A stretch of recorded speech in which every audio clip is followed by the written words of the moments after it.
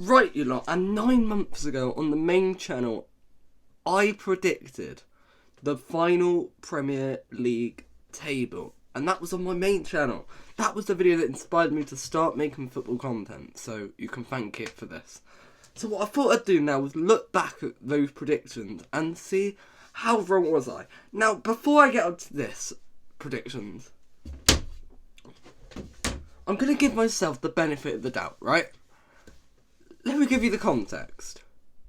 Okay, firstly, this is one of the mentalist Premier League seasons in history. Who out here said that Chelsea were going to get 12th? If you did, you know what, give me the lottery numbers tonight. Who said that Liverpool would fail to finish in the Champions League spots? Who said that Tottenham would finish below Aston Villa and Brighton? Newcastle and United in the top four. Leicester City going down. All three promoted teams staying up.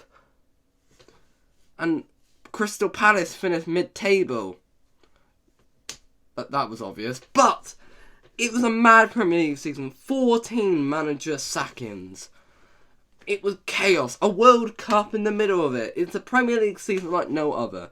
And most prediction videos that I have seen have also been appalling. So, please, I want to preface this. Now, I've not actually looked at these predictions. I wrote them in the book on the side of me, and I've not looked at it back since. I remember a few placements I made. I remember who my champions were, which I didn't even say Man City.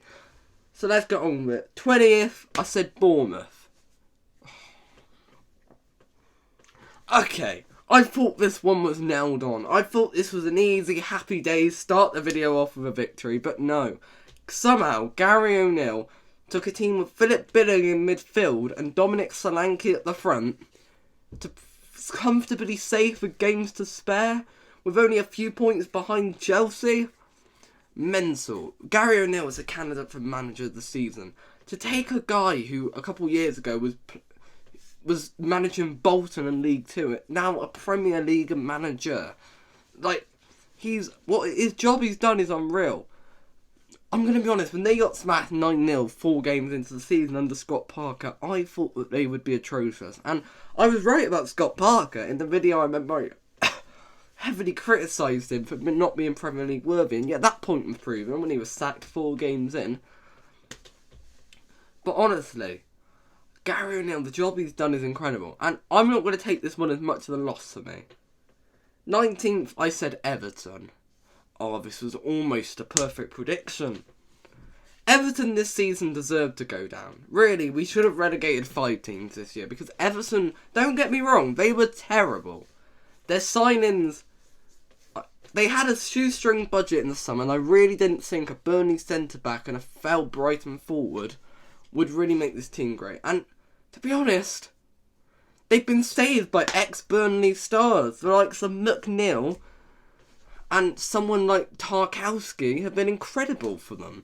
And have been so recent. I've got to give shout out to Jordan Pickford. People laugh at him and it is funny to see him fail. I never forget what happened between him versus Liverpool with Divock Origi. That goal was one of the ridiculous and bad mistakes I've ever seen from a keeper. But Pickford is a world-class goalkeeper who should be England #1, and I don't get the disrespect he deserves. He has kept Everton in this battle.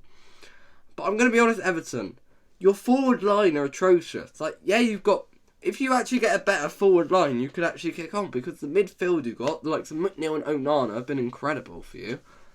You know, at the back, Tarkowski, top tier, Pickford. Yeah, you're still playing same as Coleman, which is a bit of an issue, but, you know. But the appointment of Sean Dyche, I'm going to be honest. People have talked about how good Dyche has been for Everton, but is he much better than Lampard? Really? Like, I think Lampard probably would have kept them up as well. In the same vein as when they got rid of Rafa last year and brought Lampard. I think Rafa Benitez, Dyche and Lampard have all done the same level. Honestly, the decision to get rid of Ancelotti was ridiculous for Everton. You could have had Ancelotti, now you've got bloody Sean Dyche. I like Sean Dyche, but he's kind of ruined it now by going to Everton. So that's the problem. 18th, I said Fulham. Oh my god.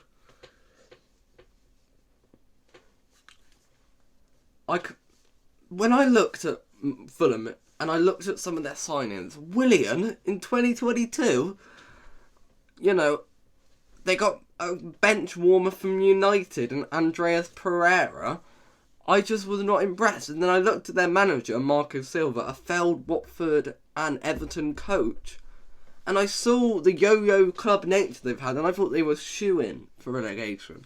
I can't believe that not enough people talked about Marco Silva, the job he's done at Fulham, because nobody thought that Fulham would do well. João Palhinha in midfield, honestly, would start for pretty much every Premier League team, minus, I think, Man City and Man United, because Casemiro and Rodri are so good. But he is world class, brilliant. Mitrovic as well also proved that he is actually capable in the Premier League. I know he kind of ruined it when he got banned for 8 matches. That ban was ridiculous, by the way. It should have been 3 matches. 8 matches for just touching a referee. But a linesman abuses Andy Robertson and he gets nothing. Oh, I could go all day about referees. Flop of the season, the referees, mate. 17th Leeds. I was so close. I went back and forth between Fulham and Leeds, but I just looked at the history of Fulham. I really thought that Leeds would have an underwhelming but survival season under Jesse Marsch. And where Leeds went wrong this season was the decision to sack Jesse Marsch when they did, right? Now, I'm not saying Jesse Marsch should have stayed, but when they sacked him was ridiculous, right? They gave him the January transfer window to bring in the likes of Weston McKennie and some of the other players they brought in. They spent a fair bit of money in January, and then you sack him at the end of the month. What are you doing? And then the guy they bring in to save their season is a failed Watford coach who once lost 6-0 in a cup final. Who knows but he got there? He lost 6-0 in an FA Cup final. And it's Javi Gracia. I laughed at this appointment on this channel. I knew he was going to send them down from that moment. And then the decision to bring in Big Sam with 4 games to go. You could have brought in Sir Alex with 4 games to go and he wouldn't have kept them up. Like, ridiculous decision. And Leeds board absolutely through this season because you could have survived. I think Leeds had some quality. And they have some underrated players. I'm a big fan of Sinister, a big fan of Tyler Adams, big fan of Nonto, although I think he's a tad overrated. Rodriguez, well, Patrick Bamford. You might as well put me up front, you know what I mean? He's so terrible. He is the biggest one-season wonder. He's just bloody football's answer to Tub Thumping, just a one-hit wonder. Like, he was good for 1 year under Bielsa, and that was it. Terrible striker, honestly. 16th, Southampton. Oh, okay. How was I to predict that Southampton were going to give the gig to Nathan Jones, though? Like, Nathan bloody Jones. You might as well give it to Vinnie Jones. Like, you know what I mean? He was one of the most comical appointments I have ever seen. Ralph Hasenhüttl under Southampton, he was there for 4 bloody years. And every year, yeah, it was kind of the same old deal. You're mid-table. You have a moment where you're doing well. You have a moment where you lose a couple on the bounce. But you always stay up in the end and then you sell your best players to Liverpool in the summer. Like, that was the Southampton way for a few years. And maybe they wanted more ambition. But don't take a risk. Like, at a time where you could have brought in someone like Sean Dyche, who at least, yeah, was proven. Like, why did they give him the gig? They should have given Dean Smith the gig over him, you know what I mean? You might as well have brought in Chris Wilder, like, anybody but Nathan Jones. Like, it was clearly a disaster appointment. And then the decision to sack Nathan Jones was spot on. Honestly, he should have gone earlier. But then to just give the gig to inexperienced Ruben Sellers, thinking they can do an impression of Gary O'Neill, was pathetic from Southampton.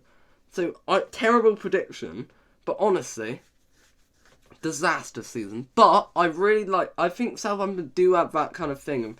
They trusted in youth this season. A lot of their players are young, and I think they will bounce straight back up, Southampton. Out of the 3 relegated teams, I think they're most likely to come back up. So Southampton, it was a bad season, but I can see you being here again next year, so don't worry. 15th, Wolves. I was 1 place off. 1 place off. Look, I saw people putting Wolves in the top 10, and I just found Wolves the most generic and dull team in the league. And They kind of are. They're the team. They only managed to score 31 goals. Haaland scored 5 more alone than that. Like, Raul Jimenez failed to score a single Premier League goal. Diego Costa, we all knew it would be a disaster, but of course it was, right? But where they've shined is defensively in their midfield. They're just such a dull team. But I've got to give credit to Julian Lopetegui because Bruno Lage was given the sack, and I thought at the time it was a bit harsh. But then Wolves took a while to appoint the manager, and don't forget that they were in 20th place at the turn of the year. Now, I know it's not the same as when Newcastle were bottom of the league because less games have been played due to the World Cup, but it's an incredible achievement that Julian Lopetegui has taken them safely to 14th. But I know they've had some bad results. I think they just lost 5-0 to Arsenal the last day and 6-0 to Brighton the other week. But Julian Lopetegui, I don't see enough people talking about him, so I want to give him some credit. 14th, Nottingham Forest. Okay, I'm taking this as a win. I absolutely loved Nottingham Forest this season. They're one of my favourite teams to watch. They were just all over the place at points, but it was brilliant. I love that Steve Cooper felt almost locked in for the sack after getting thrashed 4-0 by Leicester, and they gave him a new contract. I think it's great that the 3 managers who went down, the 3 teams that went down, all kind of sacked their manager, and in Leeds and what's their face's case, Southampton sacked 2 managers, but yet Nottingham Forest stay up and they keep their manager, which I think was a great kind of testament. I think the job that he did was fantastic. I love watching the likes of Brendan Johnson. Gibbs White has to be one of the breakout stars and surprise of the season for me. I did laugh at this signing, but he blew me away. I knew Forest would stay up and eventually it would clip. I knew it would take time, but I'm glad they gave Cooper the time to work that out. And I think next season will be an even better season for Forest, and they can potentially push to get to the top half, I think. 13th, Brentford. Somehow I was still so wrong about this one. Look, I saw a lot of people saying Brentford would go down with the loss of Christian Eriksen. Second season syndrome was nailed on for them. But I disagreed with that. I always found that Brentford were a well-drilled team. They had their Moneyball technique. I liked some of their signings. And I know a lot of their signings actually weren't great. Like Damsgaard has been a massive flop. But they've been a team unit. I know Tony's 20 goals have definitely helped. But Brentford are a team, you know what I mean? And that's what I like about them. There's not like stars. It's not like, you know, you look at like Southampton, for example. It's like, oh, it's all about Shea Adams. It's all about Ward-Prowse. So you look at Leicester, like, oh, it's all about James Maddison. It's all about Barnes and Yuri Tielemans. But with Brentford, it's about that whole 11. And you know, Ben Mee, one of the signings of the season, how they got him on a free and he's played so well is incredible. But I think that whole back line deserves credit. You know, David Raya, they're going to lose him obviously, but absolutely incredible. And Pinnock as well. I know Mee gets all like the big headline, but Pinnock's been just as good. Brilliant season. And Thomas Frank, I really hope he stays at Brentford and goes through this project, because I definitely think with next season, you know, 5th place are going to get Champions League, so that means I think up to 8th place will be Europe, I believe. Maybe even 9th.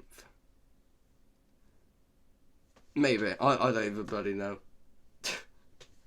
I don't know. Maybe the whole top half are going to... I don't know how it's going to work, but I think with more European spots available, I think Thomas Frank could take them to Europe if he's able to keep key players, which I think he should, because they're not...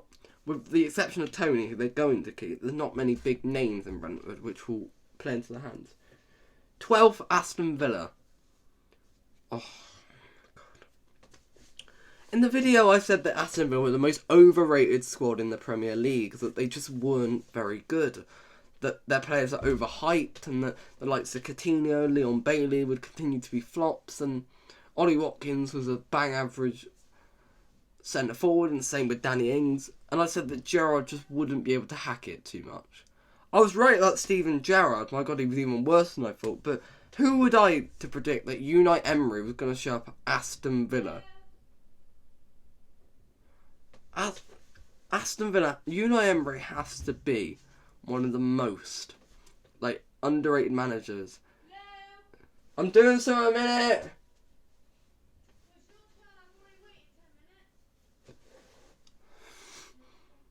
Bloody gremlin. Right. I think that what Like, he has to be one of this. And I know his time at Arsenal was a problem, but what he has done, he's made Ollie Watkins look good. Like, Douglas Luiz has been incredible in midfield. But this guy people laughed at years ago, you know? Like, sensational job. So good.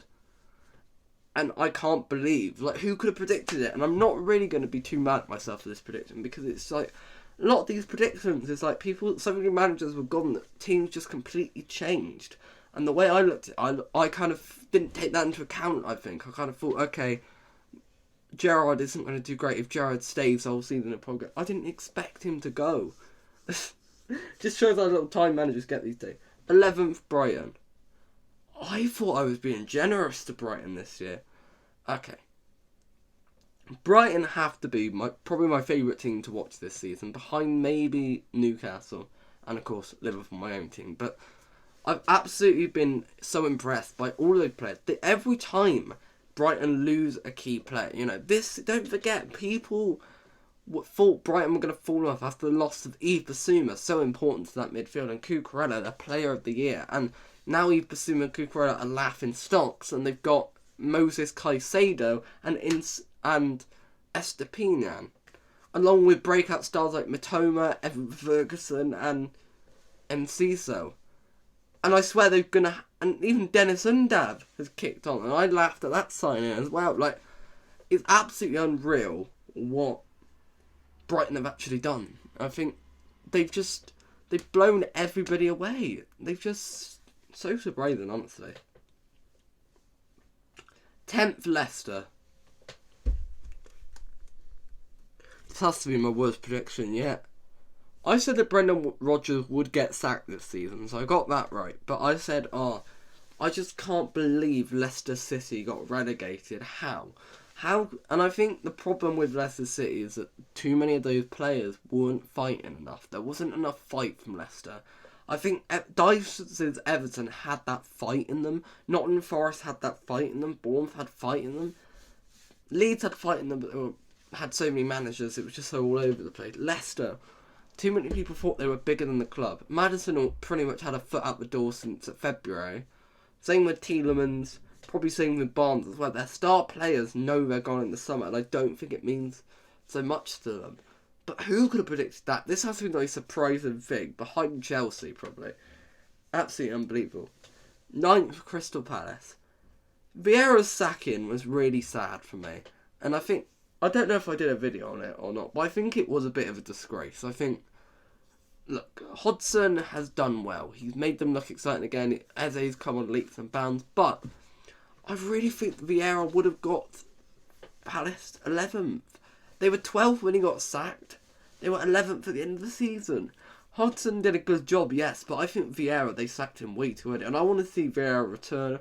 I'd love to see him maybe at Brighton once De Zerbi goes, because he's eventually going to go to a bigger club. Or maybe see him, you know. I think Vieira would have been a good shout for the Leicester gig. I think he's still got a lot to give in this Premier League. And Palace were standard this season. I put them at... But I really thought Vieira would kick on. 8th, West Ham. Oh, this is another disaster, guy. Look, this one could have looked a lot worse. West Ham were in a major relegation battle until recently, but in recent time, I feel West Ham will be back next season. I think Moyes has been on the skin of the brink of the sack too many times, but, you know, I do like West Ham. I do like what they've done this season, and I do think they will be back. And that's the thing. I do rate the West Ham team a lot, because I think they've got a lot of players. I really thought the likes of Scamacca and Paqueta, they would kind of kick on. The opposites happened, and I think Moyes has been a bit too stubborn at times, and I think he is the problem, Moyes, and I think you do need a new manager. I think you should go out on a high, go win the Conference League. I don't think they're going to win, by the way. Florentina, give them all respect. Honestly, but it's a big deal for them. Big deal for them.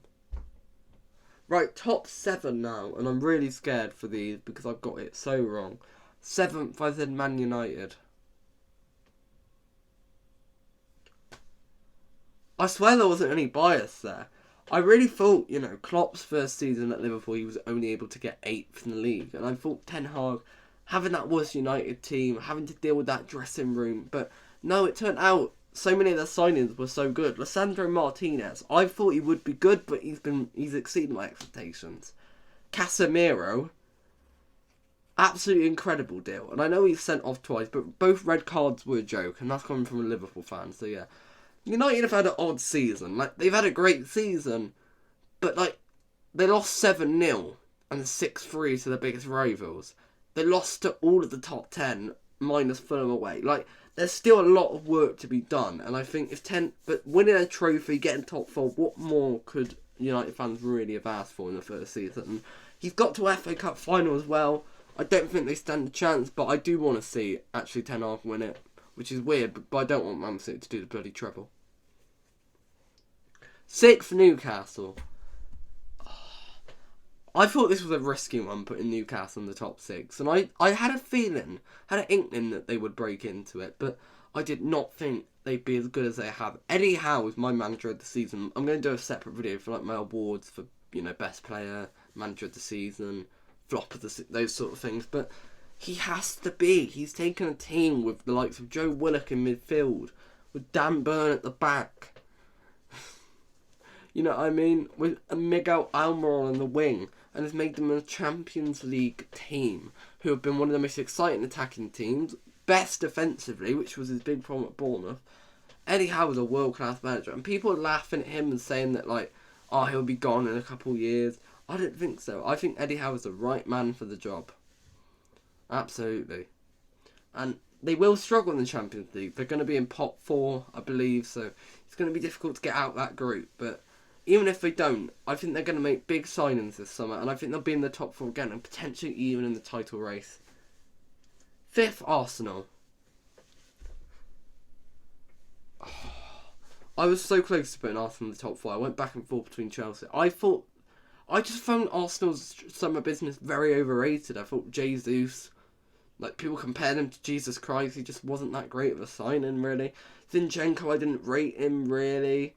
Fabio Vieira, I didn't see it. But who could have predicted that Arsenal would be this good? I think they've just kind of continued the momentum from last season. They didn't get top 4 last year, and they had it done by like January. And look, Arsenal did bottle the league, but I think 2 points can be true. Arsenal have had a great season. Arsenal bottled the Premier League, and people who would kind of say, oh, they didn't bottle it, they did bottle it. But then people who ridicule Arteta and say, oh, flop of the season, disaster. Like, yeah, it was embarrassing in a sense how they lost it, but really, it's margins. That point at Anfield, I think, did change momentum, but it was unlucky. They set off the Anfield crowd, and Man City lost at Anfield this season. That wasn't too bad. But then, what happened afterwards? The West Ham game, they should have won that. There's a missed penalty, it is what it is. Southampton, I can't really excuse that. And then Man City, they were always going to lose that game. The way they lost it was ferocious. So they did bottle the league, definitely. But they've had an incredible season as well. 4th, Chelsea. This has to be the worst prediction on the whole bloody list. Chelsea have been the pantomime of this Premier League season. They have been a joke. And I think we forget how bad Spurs and Liverpool have been at points because of Chelsea. Where do I start? The summer was a disgrace. They just threw darts at a wall and bought whoever they saw. Like, Koulibaly. That seemed sensible, but to spend 60 million on a left back when you've got Ben Chilwell made no sense. To bring in Raheem Sterling when you've already got a bunch of wingers, when you needed a striker, was ridiculous. To spend 70 million in January on a player from the Ukrainian league who's only made like 2 Champions League appearances, who look good on YouTube, disgrace. And even to bring out a release clause of Enzo Fernandez, a top tier player, yes, but not worth 106 million. Todd Bowley is a joke, but the decision to go from Tuchel to Potter to Lampard is like going on a date with Margot Robbie, going on a date with, I don't know, the local nurse, and going on a date with Theresa May. Like, you're getting so much work. Tuchel, I think he didn't go because of results, he went because of, fallouts of the owners. But Potter was not given enough time. Sacking Potter was an absolute disgrace, in my opinion. And people would laugh at Potter and say he was useless, but he was getting somewhere. To sack him, and when he was still in the Champions League, and to just give the gig to Lampard was so ridiculous.